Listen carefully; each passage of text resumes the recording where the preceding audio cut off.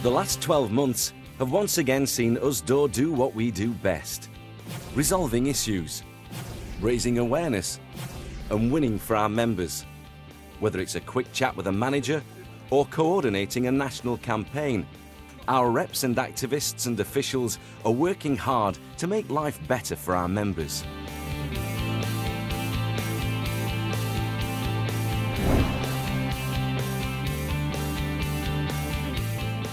Thanks to the professionalism and commitment of everyone in the union, Usdaw continues to be the most effective and fastest growing trade union in the TUC. But this continued success takes a lot of work. The last 12 months have been really difficult, but despite that, I'm really proud of the work that the union representatives have done. I'm also proud of the whole work the union does, and I think that kind of joined up union from the lay member to the rep to the union here at central office and across the 7 divisions is very crucial. At the heart of our success in workplaces up and down the country are the reps, who day in, day out provide the help and support our members need, with hundreds of successful formal representations and thousands of informal meetings that have helped resolve our members' problems. And once again, our reps have been showing by their example why people should join Usdaw. And last year, over 76,000 new members joined our union. Now, this kind of success doesn't just happen. We have the best trained and most effective reps in the country, while our academies continue to be the envy of the trade union movement. Academy 1 brought me so much confidence, and if I wouldn't have done Academy 1, I don't think I would have had that confidence, and it's learnt me so much, so definitely, yeah, well done Usdaw. There's no doubt our training gives our reps the information and confidence they need to deal with any situation. The Tory-led government has recently announced cuts to the way trade union training is funded. But Usdaw is determined to meet this challenge and ensure we continue to have the best trained trade union reps in the country. We're rightfully proud of what our reps achieve and their willingness to go the extra mile for their members, in the workplace and beyond.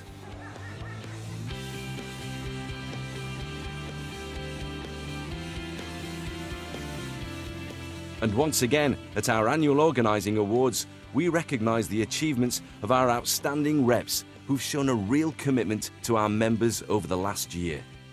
Oh, I jumped out of my seat. Just gobsmacked, I couldn't believe it. I was so proud. I think it's fabulous for reps to be recognised. I've not stopped texting people and letting them know. Brilliant, brilliant. I'm still in shock, I'm sorry.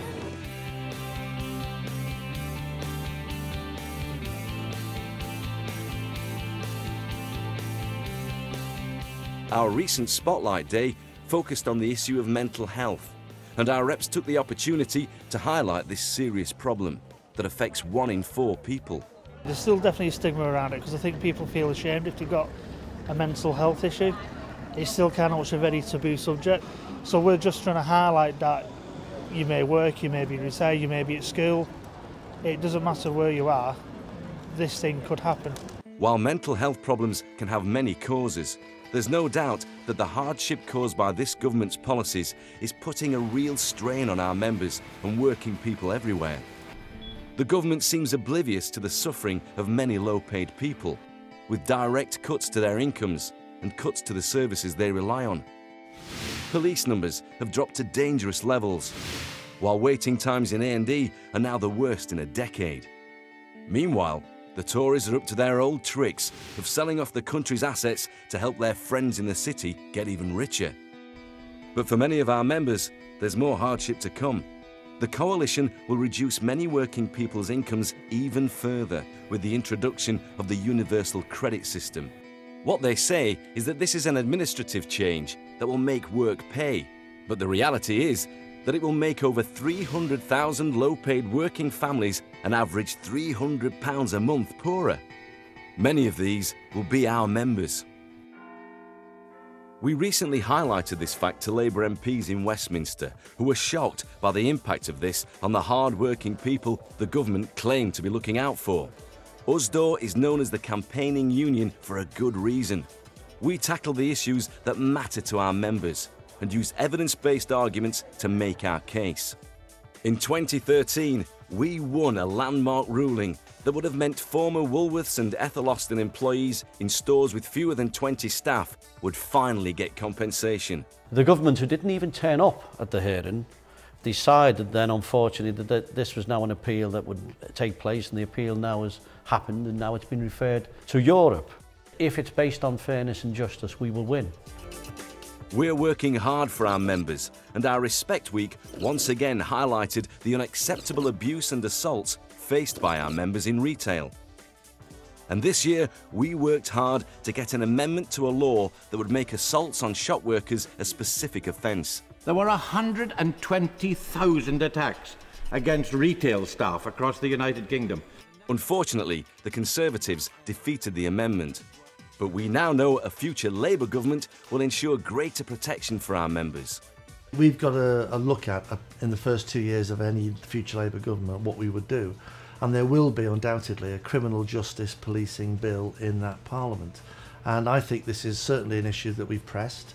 The Labour Party doesn't table things in opposition that it isn't going to do in government. So I think we've shown a real commitment to this. Not only have the Conservatives denied protection for our members, but they've also changed the system to ensure that many of our members that do get attacked will get no compensation. Last December, Tony Rideout, a security guard at Tesco in Stafford, was badly beaten by a shoplifter. It was just one punch that I can remember, and he sent me quite away. He was off work for 5 weeks and needed an operation under general anaesthetic to repair a broken nose. A dangerous procedure for a diabetic. But despite all this, Tony was told that under the new system, he would not be entitled to any compensation. My wife said to me, "Oh, we've got a letter saying that you can't get any compensation, you know." And I said, "You must be kidding. They don't give compensation for broken noses anymore." Since coming to power, the government have made it much harder for millions of low-paid workers to get justice. From changes to the criminal injuries compensation scheme and personal injury claims to the employment tribunal fees, this government seems determined to make access to justice a privilege of the wealthy. There's no doubt the Tories would love to dismantle many of our hard-won employment rights. Only recently, yet another proposal has been put forward by a Tory backbencher to deregulate Sunday trading. Fortunately, many of the rights we take for granted are protected thanks to our membership of the European Union, which underpins and protects everything from paid holidays to safety at work. Which is why in the upcoming European elections, we need to mobilise as many Labour voters as possible. The more influence UKIP and the Conservatives have in Europe, the more they will threaten many of the rights at work we currently take for granted. But of course, an even bigger threat to our members would be if we failed to get a Labour government in 2015. There isn't long to go, and we need to start planning and campaigning now if we want to avoid the frightening prospect of another 5 years of Tory cuts and assaults on our rights. A lot of people watching this will think, well, you know what, my next door neighbour will go and vote Labour. I won't this time. I'll sit at home and somebody else will do it for me. Effectively, you might as well go to the ballot box and vote for the Tories, because that's the effect of your not going out and voting Labour will have. So my urge really is that if you want to change the government, you've got to do something about it. You've got to get out there, you've got to vote, and ideally you've also got to get active. Get active in your workplace, get active in your community. There is a better way, but it's in your hands, so you've got to do something about it. All of us are working hard, in our workplaces, on the streets, in the courts, with the politicians, in public and behind the scenes. Usdaw has been fighting and will continue to fight to make life better for all our members. Have a great conference.